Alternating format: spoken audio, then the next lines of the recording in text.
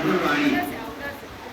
एक बार एक राजा थे, वो वन विहार के लिए जंगल में गए। तो जंगल में पहुंचे तो बहुत दूर उनको जंगल में प्यास लगी। तो चारों तरफ देखने लगे, उनको चारों तरफ जल नहीं दिखाई दे रहा। फिर चलते चलते उनको एक झोपड़ी दिखाई दी।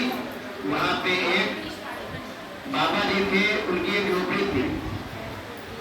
तो झोपड़ी के सामने एक घड़ा रखा था और उसमें शीतल जल भरा हुआ था। तो राजा ने अपने एक सिपाही को आदेश दिया कि आप जाइए जरा एक लोटा शीतल जल लेके आइए। तो उनका एक सिपाही वहां पे गया और उन बाबा से बोले, वो बाबा अंधे थे।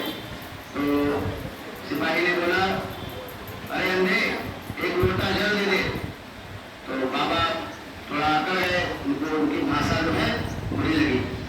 तो उन्होंने बोला, तुम्हारे जैसे सिपाही हम रोज देखते हैं, ठीक है, आपको हम जल नहीं देंगे, चाहिए।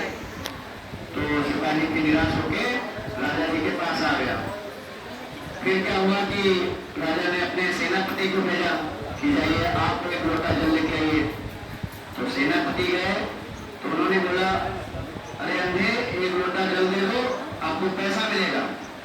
तो अंधे बाबा थे, उन्होंने बोला, अभी जो एक सिपाही आया था उनके तुम सरदार लगते हो, लेकिन चिकनी टुकड़ी बातें करके हमें दबाव में लाना चाहते हो, जाइए आपको जल नहीं मिलेगा। फिर जो है सेनापति भी निराश होकर राजा जी के पास आ गया। तो राजा जी स्वयं गए और बाबा जी से मिले और जब बाबा जी को पहले प्रणाम किया, फिर बोले कि बहुत तेज हमें प्यास लगी है, एक लोटा जल मिलेगा क्या? मिल जाए तो आपकी महान कृपा होगी।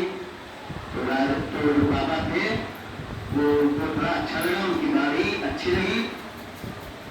तो बाबा ने बोला कि आप पहले बैठिए, आपका राजा जैसा स्वागत है और आपको शीतल जल के साथ साथ और भी जो भी आप आदेश करेंगे उसका हम आपकी सेवा करेंगे।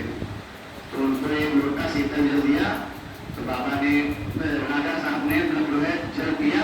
फिर बाद में बोला, अच्छा आप ये बताइए, आपको जब दिखता नहीं है तो आप कैसे पहचान जाते हैं कि ये सिपाही है, ये सेनापति है और ये राजा है? तो जो अंधे व्यक्ति थे उन्होंने बोला कि मनुष्य की वाणी से ही व्यक्ति का स्तर पता चल जाता है।